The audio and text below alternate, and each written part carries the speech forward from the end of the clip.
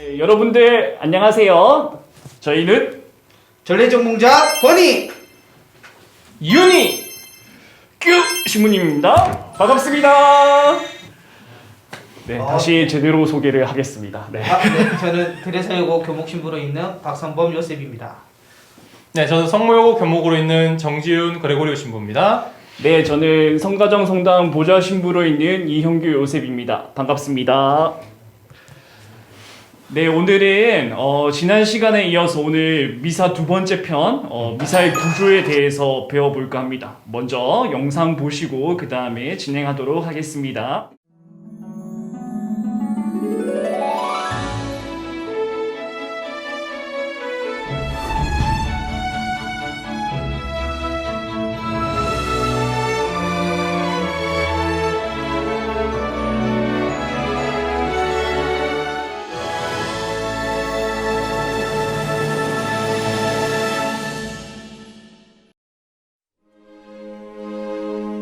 그리스도인은 미사에서 하느님을 만나고 영혼의 양식을 얻습니다.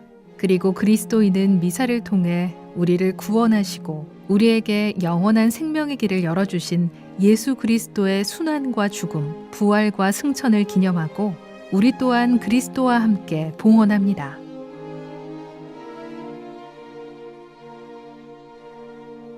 매주 참례하는 미사, 우리는 얼마나 알고 있을까요?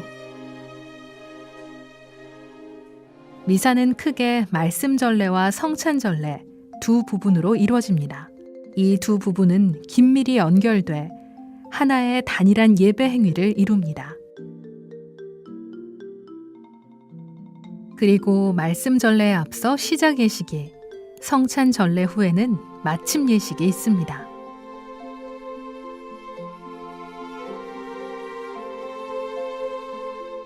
시작 예식은 입당, 인사, 참회, 자비송, 대영광송, 본기도로 이루어집니다. 한데 모인 교우들이 하나의 공동체를 이루고 믿음으로 하느님의 말씀을 듣고 합당하게 성찬례를 거행할 준비를 갖추는 시간입니다.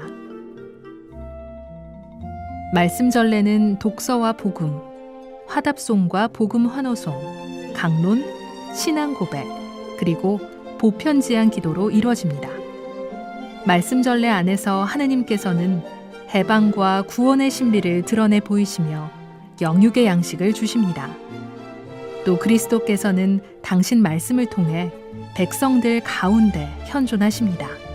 교우들은 침묵과 노래로 하느님 말씀을 자기 것으로 삼고 신앙 고백으로 자신을 말씀에 일치시킵니다. 또 이렇게 양식을 얻은 백성은 보편지향 기도를 통해 거룩한 교회와 온 세상의 구원을 위해 기도합니다. 네, 여러분 영상 잘 보셨습니까? 네. 네, 여기 뭐가 하나 바뀐 게 있는 것 같습니다. 뭔가 같습니까, 여러분?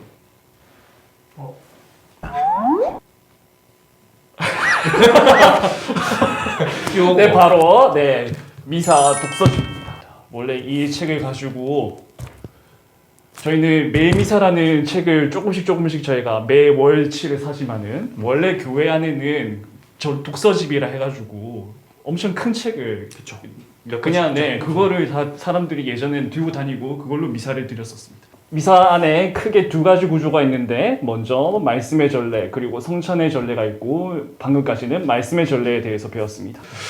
자, 그래서 우리 신부님도 혹시 말씀의 전례 이렇게 하셨을 때 어떤 에피소드나 어떤 경험들이 있으셨을까요? 복음이 있는데 이제 다음 페이지로 넘어가야 됩니다. 페이지를 넘겼는데 제가 읽어야 될 부분을 잘못 읽은 거죠.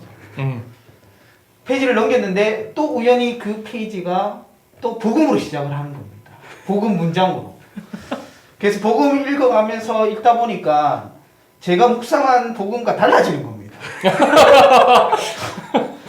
저는 주일학교 때 제가 첫 독서를 한 날이 굉장히 긴장되죠. PTSD, 지금도 생각하면 PTSD가 오는데 그렇게 중학교 2학년 때 이렇게 뭣도 모르고 막 긴장된다 이러면서 올라갔는데 실수를 너무 많이 한 거예요. 말이 막 더듬고 막 어버버하고 이렇게 해서 어떻게 독서를 끝낸지도 모를 정도로 그렇게 하고 내려갔는데 너무 부끄러운 거예요. 너무 부끄러워서 이대로 없어졌으면 좋겠다. 자고 일어나면 오늘 있었던 일이 모두 지워졌으면 좋겠다. 이런 일들이 그 정도로 굉장히 트라우마로 남아있는데 해서 중학교 2학년 때부터 고등학교 1학년 될 때까지 독서 한번 해볼래? 이러면 안 해요. 독서 한번 해볼래? 안 해요. 이렇게 막 했던 기억이 있어요.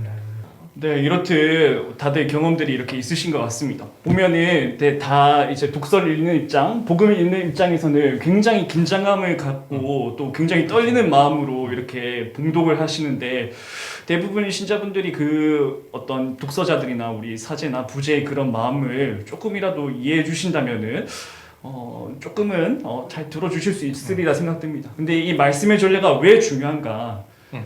왜 이 미사 전반부를 이렇게 말씀의 전례로 세워놨을까? 우리가 그거를 꼭 신자분들 그리고 우리 선생님들께 꼭 알려드릴 필요가 있을 것 같습니다. 왜 이렇게 말씀의 전례가 중요하다고 생각이 드십니까? 그 성경이 어떻게 보면 이렇게 계시 원천처럼 이렇게 계시의 원천이죠.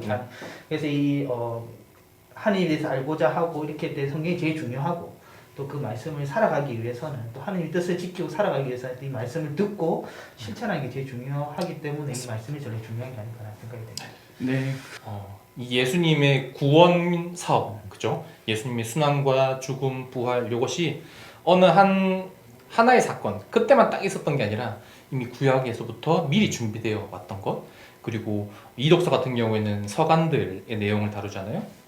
그런 예수님의 그런 구원 사업이 이 신자들 공동체에 어떻게 이루어지는지 또 그것에 대한 체험들 그런 것들을 말씀으로서 듣는 시간이기 때문에 경청하는 그런 시간이기 때문에 중요하죠. 네.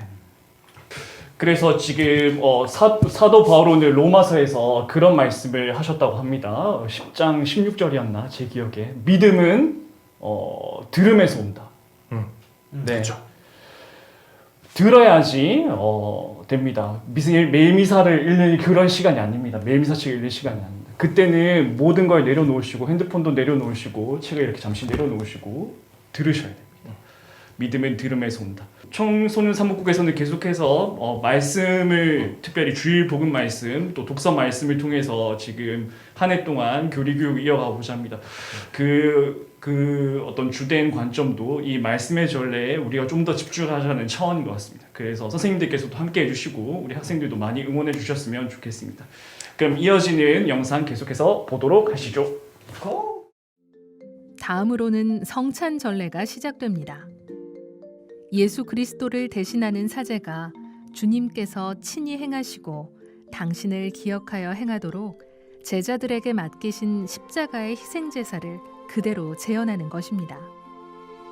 빵과 포도주가 물과 함께 제대로 운반되고 이제 미사 전례의 절정의 순간 감사기도가 시작됩니다. 감사기도는 감사송에서 표현되는 감사와 감사송 끝에 환호하는 거룩하시도다. 곧이어 성령 청원과 성찬 제정과 축성문, 다음으로 기념과 봉헌, 그리고 전구, 마지막으로 마침 영광송으로 이루어집니다. 이 중 성령 청원은 미사에 봉헌된 예물인 빵과 포도주가 그리스도의 몸과 피가 되게 해달라고 하느님의 능력을 청하며 간구하는 것입니다.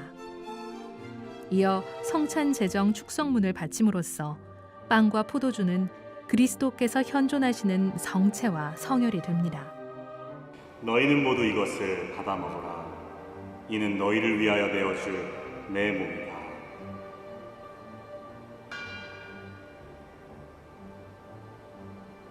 너희는 모두 이것을 받아 마셔라. 이는 새롭고 영원한 계약을 맺는 내 피의 잔이니 죄를 사하여 주려고 너희와 많은 이를 위하여 흘릴 피다. 너희는 나를 기억하여 이를 행하여라.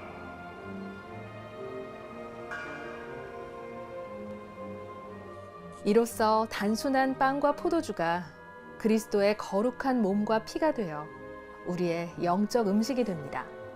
뿐만 아니라 제자들에게 이 신비를 영구히 거행하라고 명하셨습니다. 너희는 나를 기억하여 이를 행하여라. 이에 사제와 교우들은 환호합니다. 신앙의 신비여 주님께서 오실 때까지 주님의 죽음을 전하며 부활을 선포하나이다. 다음으로 기념과 봉헌에서는 사도들을 통해 그리스도께 받은 명령을 이행하면서 특별히 그리스도의 순환과 부활을 기억하고 기념합니다. 이어 그 자리에 모인 교회를 성령 안에서 깨끗한 제물로 아버지께 봉헌합니다. 예수님의 봉헌이 우리의 봉헌이 되게 하는 것입니다. 다음으로 앞에서 행한 우리 모두의 봉헌이 교회를 위하고 또 그의 모든 지체인 산이와 주군이를 위하여 행해질 수 있도록 전구합니다. 그리고 마침 영광송 그리스도를 통하여 그리스도와 함께 그리스도와 안에서 아멘입니다.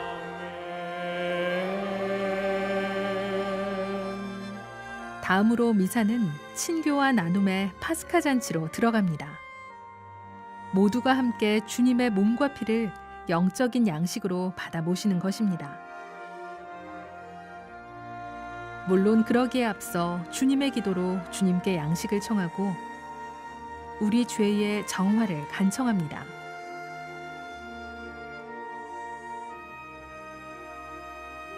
또 평화의 인사로 우리 모두의 평화와 일치를 구하고 서로의 사랑을 나눕니다. 그리고 영성체, 우리는 그리스도이신 생명의 빵을 함께 나눔으로써 모두가 한 몸이 됩니다.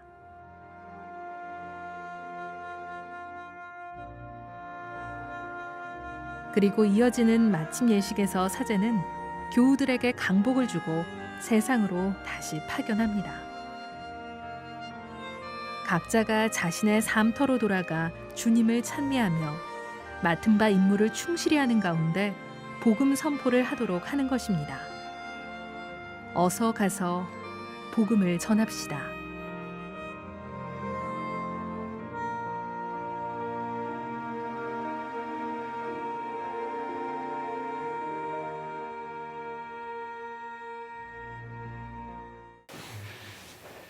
네, 잘 보셨습니까? 네.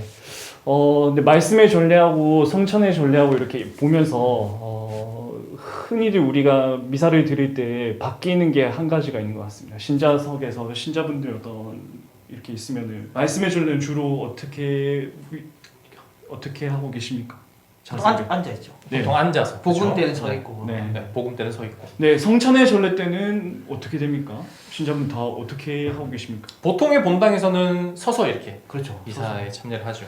그 제가 신학생 때는 기억으로는 거룩하시도다 때부터 무릎을 꿇고 마침 영광송 때까지는 무릎을 계속 꿇고 있었던 것 같습니다. 네, 그렇게 좀 자세의 차이들이 있는 것 같습니다. 네. 그러면은 왜 특별히 이렇게 성찬의 전례 때 서 있거나 혹은 무릎을 꿇거나 왜 그런 자세를 신자분들이 취하는 걸까요? 조금씩 나눠주실 수 있으시겠습니까? 네. 보통 앉아서 하는 기도의 자세, 앉아서 한다는 거는 되게 경청을 포함하고 있는 거죠. 그래서 뭐 독서 말씀은 이렇게 경청해서 듣는 거기 때문에 앉아서 읽는다라고 하고, 복음 같은 경우에는 앉아서 듣는 것보다 조금 더 적극적인 마음으로 우리가 복음을 들어야 된다 해서 일어서 있죠. 성찬례도 마찬가지고, 성찬례 때 장계를 하시는 무릎을 꿇는 것은 그보다 조금 더 낮추인 자세라고도 이야기하죠. 무릎을 꿇고 정말 예수님의 몸과 피를 이렇게 바라보고 느끼고 하는 그런 시간이기 때문에 장계를 한다라고 이야기하죠. 복사들을 보면 그 자세가 나오죠. 그렇죠. 아, 맞네요. 네. 제대 곁에 있는 복사들은 네. 성찬 제정문 때 이렇게 장계를 하고 있죠. 네. 공부를 많이 하신 것 같습니다. 확실합니다. 전례 전공자 조금 제가 말하셔야겠습니다. 밀리는데 네. 제가. 전공자 조심하라고. 그러면 전례 전공자에게 제가 이 만회할 수 있는 기회를 드리겠습니다. 저희가 보통 보면은 제가 미사를 이렇게 집전할 때도 그렇고 신자분들 혹은 예비자분들께 이런 질문을 가장 많이 듣는 것 같습니다. 그러면 도대체 미사 때 어느 순간에 이 빵하고 포도주가 예수님의 몸과 피로 변하느냐, 아까 영상에도 잠깐 언급됐는데 이 점을 조금 명확하게 지적해 주시면 대단히 감사하겠습니다. 전래 종공자선. 처신 잘하라고. 제가 전래 전공자입니다. 아까도 영상에서 나왔지만 미사 순간이 모든 순간이 이게 중요하고 한 시간이겠지만 아까 이렇게 동영상에서 나왔듯이 감사 기도하는 순간 그때 이게 빵과 포도주가 그리스도의 몸과 피로 변화하는 시간이다라고 이렇게 얘기를 합니다. 그래서 아까 말씀드린 것처럼 이렇게 좀 낮춘 자세로 무릎 꿇고 그 시간을 보내기도 하고 또 중요한 것이 있어요. 이렇게 복사들이 가장 중요한 역할을 할 때가 아마 이 순간인 것 같습니다. 종을 치지 않습니까? 네, 맞습니다. 네. 아이들이 종을 치는 이 종소리가 또 예민해요. 이 종소리 어떻게 치느냐. 네. 삑살이 나면 바로 수명 민망해요. 온답니다. 네. 바로 온답니다. 네. 이 순간, 이 중요한 순간이기 때문에 신자들이 깨어 있도록 하기 위해서 이렇게 종을 친다고 합니다. 네, 그래서 이렇게 저도 복사 쓸 때 이 종소리 진짜 연습한다고 선배들한테 많이 혼이 났던 기억이 납니다. 혼 많이 나셨겠는데. 전래 전공자로서. 네, 만회의 기회를 제가 잘 드린 것 같습니다. 이 정도면 아주 훌륭한 설명인 것 같습니다. 네. 그러면은 또 사람들은 신자분들께서는 그냥 당연히 미사라고 넘어가실 수 있겠는데 흔히들 이렇게 또 질문을 하시거나 의문이 들 수 있을 것 같습니다. 그냥 왜 하필 용어를 미사라고 했느냐? 그냥 뭐 예배라고 해도 되고 그냥 뭐 전례. 전례라고 그냥 이름을 그냥 이걸 전례라고 붙여도 되고 아니면 그냥 제사 희생 제사라고 하지 않습니까? 그냥 희생 제사라고 할 것이지 왜 하필 그런 다른 용어들을 다 제쳐놓고 왜 미사라는 말을 이 성찬의 전례 그리고 말씀의 전례 이 예식에 이렇게 붙여 놓았을까요? 네. 정지훈 씨께 한번 부탁을 드리면 그 보통 부활 대중인 미사 끝나고 이렇게 노래하는 부분이 있지 않습니까? 그 우리 노래 잘하시는 그쵸. 어떻게 노래를 하죠? 네. 네, 그건 다음에 듣도록 하고요. 네. 보통 미사라고 하는 용어가 한국말이 아니죠, 그렇죠? 그렇죠. 미안하다, 사랑한다 이게 미사가 아니라 아니라 라틴어에서 라틴어 단어죠, 미사라고 하는 것이 미사라고 하는 것은 파견되다라는 그렇죠. 그런 의미의 라틴어 이렇게 밑에 지금 나가고 있죠. 파견하다는 라틴어 여기서 파생된 단어가 미사인 거죠. 그래서 결국에 미사는 우리가 예수님의 희생과 죽음, 부활을 또 기억하면서도 또 그 일련의 그 미사 행위 안에서만 이루어진 게 아니라 이제 파견되어서 우리가 일상 안에서 그 마음가짐을 살아내는 게 더 중요하다. 연장성상이 있다는 걸 포함한다고 생각합니다. 네, 감사합니다. 저도 그렇게 생각합니다. 너희는 나 같이 처신 잘하라고. 너희 나를 기억하 이래 행하여라는 그 말씀이 있었던 것처럼 단순히 성체성사를 모시고 끝나는 것이 아니라 이제 세상에 파견돼서 그 성체성사를 살아가는 것.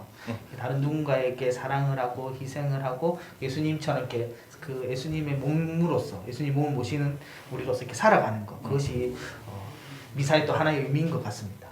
네, 그러면은 이렇게 정리해 볼 수 있을 것 같습니다. 시에나의 성녀 카타리나도 그리고 마더 데레사 성녀께서도 이 미사에 참여하는 것을 엄청 귀중하게 생각하셨다고 합니다. 왜 그럴까? 오늘 신부님들께서 얘기하신 대로 성체를 영함으로써 여기서 영혼의 양식을 얻을 수 있고 또 말씀을 통해서도 내 마음 안에 영혼의 양식을 얻을 수 있습니다. 그 양식을 얻음으로써 힘을 길러가지고 세상 속에 나가서 예수님의 제자로 주님의 자녀로 살아갈 수 있는 힘을 바로 여기서 얻고 그리고 그 삶을 삶으로써 또 세상 사람들을 또 이 미사에 초대할 수 있는 힘을 얻게 되는 것 같습니다. 이렇게 미사에 대해서 저희가 좀 더 배워봤고 더 많은 내용은 우리 성체 성사 시간에 더 많이 얻을 수 있을 것 같습니다. 그때를 기다리시면서 여러분들 잘 들으시길 바랍니다. 개봉박도. 개봉박. To be continued. 네, 오늘은 그러면 여기까지 하도록 하겠습니다. 여러분들 안녕. 안녕히 가세요. 안녕.